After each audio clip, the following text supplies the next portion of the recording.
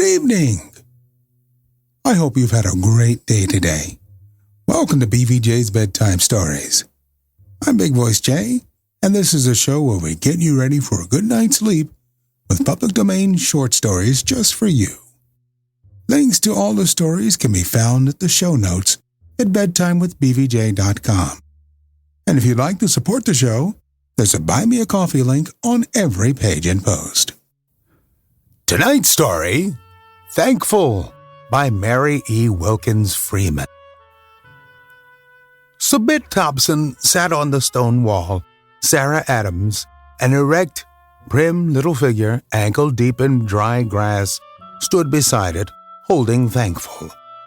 Thankful was about 10 inches long, made of the finest linen, with little rosy cheeks and a fine little wig of flax. She wore a blue wool frock and a red cloak. Sarah held her close. She even drew a fold of her own blue homespun blanket around her to shield her from the November wind. The sky was low and gray. The wind blew from the northeast and had the breath of snow in it. Submit on the wall drew her quilted petticoats close down over her feet and huddled herself into a small space, but her face gleamed keen and resolute out of the depths of a great red hood that belonged to her mother. Her eyes were fixed upon a turkey gobbler ruffling and bobbing around the back door of the Adams house. The two gambrel-roofed Thompson and Adams houses were built as close together as if the little village of Bridgewater were a city. Acres of land stretched behind them and at the other sides, but they stood close to the road and close to each other. The narrow space between them was divided by a stone wall, which was Submit and Sarah's trysting place. They met there every day and exchanged confidences. They loved each other like sisters. Neither of them had an own sister. But today, a spirit of rivalry had arisen. The tough, dry blackberry vines on the wall twisted around Submit. She looked with her circle of red petticoats like some strange late flower blooming out on the wall. "I know he don't, Sarah Adams," said she. "Father said he'd weigh 20 pounds, returned Sarah in a small, weak voice, which still had persistency in it. "I don't believe will. Our Thanksgiving turkey is twice as big. You know he is, Sarah Adams." "No, I don't, Submit Thompson." "Yes, you do." Sarah lowered her chin and shook her head with a decision that was beyond words. She was a thin, delicate-looking girl. Her small, blue-clad figure bent before the wind, but there was resolution in her high forehead and her sharp chin. Submit nodded violently. Sarah shook her head again. She hugged Thankful and shook her head, and with her eyes still staring defiantly into Submit's hood. Submit's black eyes in the depths of it were like two spikes. She nodded vehemently. The gesture was not enough for her. She nodded and spoke together. "Sarah Adams," said she, "what will you give me if our turkey is bigger than your turkey?" "It ain't." "What will you give me if it is?" Sarah stared at Submit. "I don't know what you mean, Submit Thompson," said she with a stately and puzzled air. "Well, I'll tell you, if your turkey weighs more than ours, I'll give you my little workbox with the picture on top. And if our turkey weighs more than yours, you give me—" "What will you give me, Sarah Adams?" Sarah hung her flaxen head with a troubled air. "I don't know," said she. "I don't believe I've got anything Mother would be willing to have me give away. There's Thankful.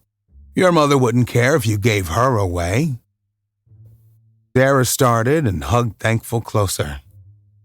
"Yes, my mother would care too," said she. "Don't you know my Aunt Rose from Boston made her and gave her to me?" Sarah's beautiful young Aunt Rose from Boston was a special admiration of both the little girls. Submit was ordinarily impressed by her name, but now she took it. "What if she did?" she returned. "She can make another. It's just made out of a piece of old linen anyhow." My workbox is real handsome, but you can do just as you are a mind to." "You mean I can have the workbox to keep?" inquired Sarah. "Course I do, if your turkey's bigger." Sarah hesitated. "Our turkey is bigger anyhow," she murmured. "Don't you think I ought to ask Mother Submit?" Quiet suddenly. "No, what for?" "I don't see anything to ask your mother for. She won't care anything about that rag doll." "Ain't you going to ask your mother about the workbox?" "No," replied Submit stoutly. "It's mine. My grandmother gave it to me." Sarah reflected. "I know our turkey is the big," she said, looking lovingly at Thankful, as if to justify herself to her. "Well, I don't care," she added finally. "Will you?" "Yes." "When's yours going to be killed?" "This afternoon." "So's ours. Then we'll find out." Sarah tucked Thankful closer under her shawl. "I know our turkey is biggest," said she. She looked very sober, although her voice was defiant. Just then the great turkey came swinging through the yard. He held up his head proudly and gobbled. His every feather stood out in the wind. He seemed enormous, a perfect giant among turkeys. "Look at him," said Sarah, edging a little closer to the wall. "Rather afraid of him." "He ain't half so big as ours," returned Submit stoutly, but her heart sank. The Thompson turkey did look very large. "Submit, Submit," called a voice from the Thompson house. Submit slowly got down from the wall. "His feathers are a good deal thicker than ours," she said defiantly to Sarah. "Submit," called the voice. "Come right home. I want you to pare apples for the pies. Be quick." "Yes, ma'am," Submit answered back in a shrill voice. "I'm coming." Then she went across the yard and into the kitchen door of the Thompson house, like a red robin into a nest. Submit had been taught to obey her mother promptly. Mrs. Thompson was a decided woman. Sarah looked after Submit. Then she gathered Thankful closer and also went into the house. Her mother, as well as Mrs. Thompson, was preparing for the big meal. The great kitchen was all of a pleasant, with pie plates and cake pans and mixing bowls, and full of warm, spicy odors. The oven in the chimney was all heated and ready for a batch of apple and pumpkin pies. Mrs. Adams was busy sliding them in, but she stopped to look at Sarah and Thankful. Sarah was her only child. "Why, what makes you look so sober?" said she. "Nothing," replied Sarah. She had taken off her blanket and sat in one of the straight-backed kitchen chairs, holding Thankful. "You are dreadful sober," said her mother. "Are you tired?" "No, Mom." "I'm afraid you've got cold standing out there in the wind. Do you feel chilly?" "No, Mom." "Mother, how much do you suppose our turkey weighs?" "I believe Father said he'd weigh about 20 pounds. You are sure you don't feel chilly?" "No, Mom." "Mother, do you suppose our turkey weighs more than Submit's?" "How do you suppose I can tell? I ain't set eyes on their turkey lately." "If you feel well, you'd better sit up to the table and stone that bowl of raisins. Put your dolly away. Get your apron." But Sarah stoned raisins with Thankful in her lap, hidden under her apron.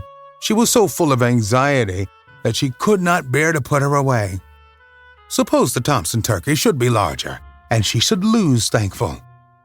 Thankful that her beautiful Aunt Rose had made for her. Submit, over in the Thompson house, had sat down at once to her apple. She had not gone into the best room to look at the workbox, whose possession she had hazarded. It stood in there on the table, made of yellow satiny wood, with a sliding lid ornamented with a beautiful little picture. Submit had a certain pride in it, but her fear of losing it was not equal to her hope of possessing Thankful. Submit had never had a doll except a few plebeian ones, manufactured secretly out of corn cobs, whom it took more imagination than she possessed to admire. Gradually, all emulation over the turkey was lost in the naughty covetousness of the little friend and neighbor's doll.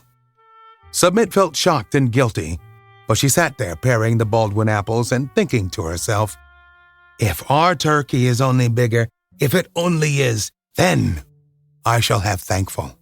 Her mouth was pursed up and her eyes snapped. She did not talk at all, but pared very fast. Her mother looked at her. "If you don't take care, you'll cut your fingers," said she. "You are in too much of a hurry.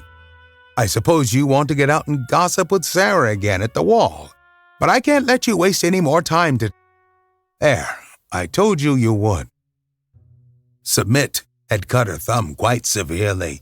She choked a little when her mother tied it up and put on some balm of Gilead, which made it smart worse. "Don't cry," said her mother. "You'll have to bear more than a cut thumb if you live." And Submit did not let the tears fall. She came from a brave race. Her great-grandfather had fought in the Revolution. His sword and regimentals were packed in a fine carved chest in the best room. Over the kitchen shelf hung an old musket with which her great-grandmother, guarding her home and children, had shot an Indian. In a little closet beside the chimney was an old pewter dish full of homemade Revolutionary bullets, which Submit and her brothers had for playthings. A little girl who played with Revolutionary bullets ought not to cry over a cut thumb. Submit finished paring the apples after her thumb was tied up, although she was rather awkward about it. Then she pounded spices in the mortar and picked over cranberries. Her mother kept her busy every minute until dinner time. When Submit's father and two brothers, Thomas and Jonas, had come in, she began on the subject nearest her heart. "Father," said she, "how much do you think our turkey will weigh?" Mr. Thompson was a deliberate man. He looked at her a minute before replying. 17 or 18 pounds, replied he. "Oh, Father, don't you think he will weigh 20? Mr. Thompson shook his head. "He don't begin to weigh as much as the Adams turkey," said Jones. "Their turkey weighs 20 pounds. "Oh, Thomas, do you think their turkey weighs more than ours?" cried Submit. Thomas was her elder brother. He had a sober, judicial air like his father. "Their turkey weighs considerable more than ours," said he. Submit's face fell. "You are not showing a right spirit," said her mother severely. "Why should you care if the Adams turkey weighs more? I'm ashamed of you." Submit said no more. She ate her dinner soberly. Afterward, she wiped dishes while her mother washed. All the time she was listening. Her father and brothers had gone out. Presently she started. "Mother, they're killing the turkey," said she. "Well, don't stop while the dishes are hot." "They are," returned her mother. Submit wiped obediently, but as soon as the dishes were set away, she stole out in the barn where her father and brothers were picking the turkey. "Father, when are you going to weigh him?" she asked timidly. "Not till tonight," said her father. "Submit," called her mother. Submit went in and swept the kitchen floor. It was an hour after that, when her mother was in the south room getting it ready for her grandparents, who were coming home to dinner. Who were coming home to visit. They had been on a trip to their youngest son, that Submit crept slyly into the pantry. The turkey lay there on the broad shelf before the window. Submit looked at him, thought he was small. "He was most all feathers," she whispered ruefully. She stood looking disconsolately at the turkey. Suddenly, the eyes flashed, a red flush came to her face. She then knew what she needed to do. Presently, Submit stole softly back into the kitchen, set a chair before the chimney cupboard, climbed up and got the pewter dish full of Revolutionary bullets. Then she stole back to the pantry and emptied the bullets into the turkey's crop. Then she got a needle and thread from her mother's basket, sewed up the crop carefully, and set the empty dish back in the cupboard. She had just stepped down out of the chair when her brother Jonas came in. "Submit," said she, "let's have one game of odd or even with the bullets." "I am too busy," said Submit. "I've got to spin my stint." "Just one," Mother won't care. No, I can't. Submit flew to her spinning wheel in the corner. Jonas, still remonstrating, strolled into the pantry. I don't believe Mother wants you in there, Submit said anxiously. See here, Submit, Jonas called out in an eager voice. I'll get the steelyards, and we'll weigh the turkey. We can do it as well as anybody. Submit left her spinning wheel. She was quite pale with trepidation when she and Jonas adjusted the turkey in the steelyards. What if those bullets should rattle out? But they did not. He weighs 20 pounds and a quarter, announced Jonas with a gasp. After peering anxiously at the figures, he's the biggest turkey that was ever raised in these parts. Jonas exulted a great deal, but Submit did not say much.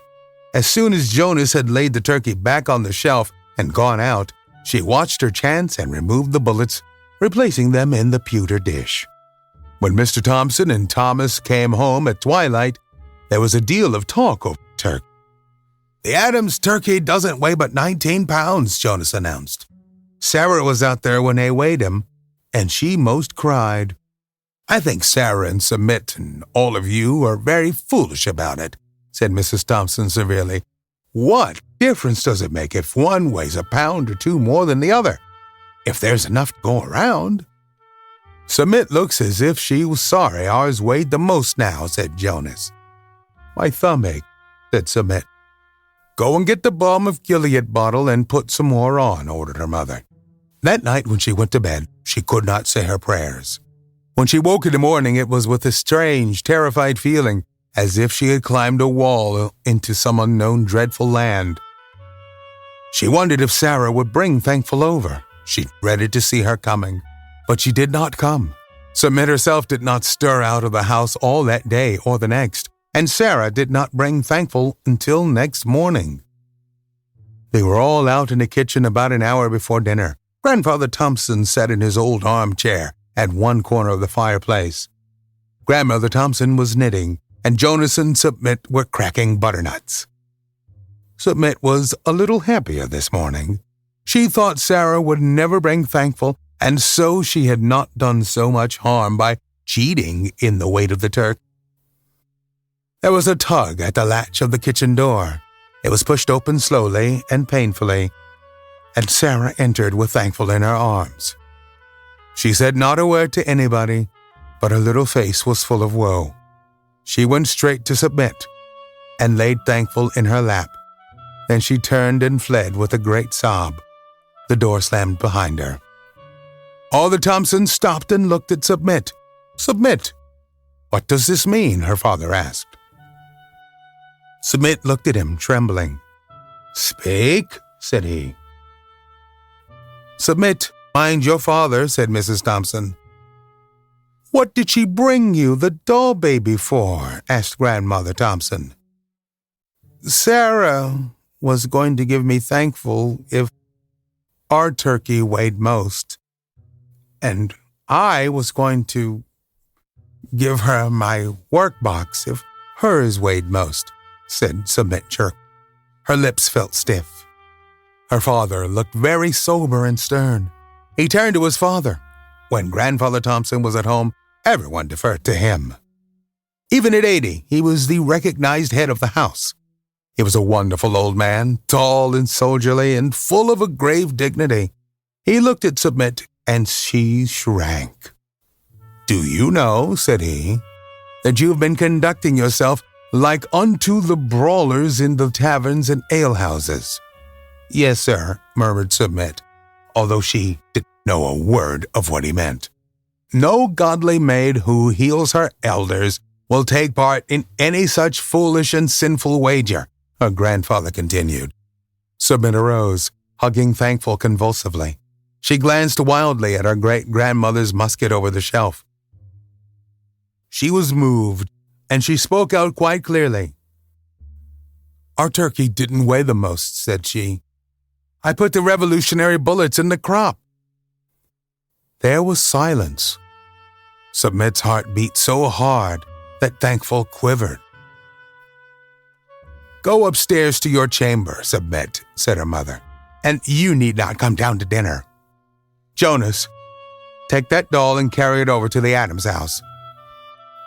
Submit crept miserably out of the room, and Jonas carried Thankful across the yard to Sarah. Submit crouched beside her little square window set with tiny panes of glass and watched him. She did not cry. She was very miserable, but confession had awakened a salutatory smart in her soul, like the balm of Gilead on a cut thumb. She was not so unhappy as she had been. She wondered if her father would whip her, and she made up her mind to not cry if he did. After Jonas came back, she still crouched at the window. Exactly opposite in the Adams house was another little square window, and that lighted Sarah's chamber. All of a sudden, Sarah's face appeared there. The two little girls stared pitifully at each other. Presently, Sarah raised her window and put a stick under it. Then Submit did the same. They put their faces out and looked at each other a minute before speaking. Sarah's face was streaming with tears. "What are you crying for?" called Submit softly.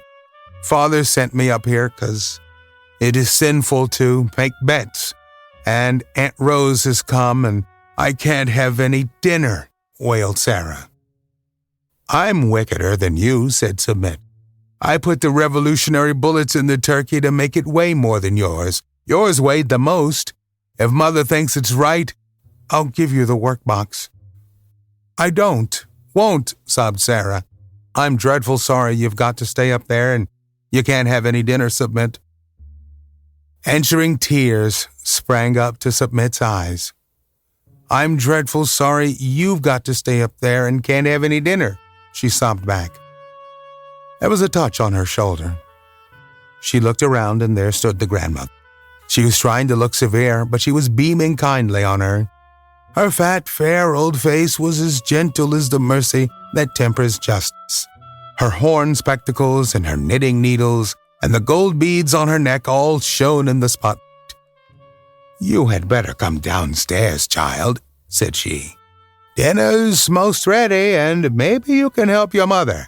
Your father isn't going to whip you this time because you told the truth about it. But you mustn't ever do such a dreadful, wicked thing again." "No, I won't," sobbed Submit. She looked across, and there beside Sarah's face in the window was another beautiful smiling one. It had pink cheeks and sweet black eyes and black curls, among which stood a high tortoiseshell comb. "Oh, Submit," Sarah called out joyfully. "Aunt Rose says I could go down to dinner." "Grandmother says I can," called Submit. The beautiful smiling face opposite leaned close to Sarah's for a minute. "Oh, Submit," cried Sarah. "Aunt Rose says she will make you a doll baby like Thankful if your mother's willing." "I guess she'll be willing if she's a good girl," called Grandmother Thompson. Submit looked across a second in speechless radiance. Then the faces vanished from the two little windows, and Submit and Sarah went down to their respective dinners. We are always on the hunt for great stories like these to feature on the show. Send your story suggestions to bigvoicejay@gmail.com. We've got a YouTube channel full of stories from the show. Go to tiny.cc/BVJ Bedtime. Don't forget to leave us a review on Apple Podcasts. It helps to spread the word that we're putting people to sleep every single night. And if you'd like to support the show, there's a Buy Me a Coffee link on every page and post. Thank you so much for listening. Good night. Diamond Club hopes you have enjoyed this program.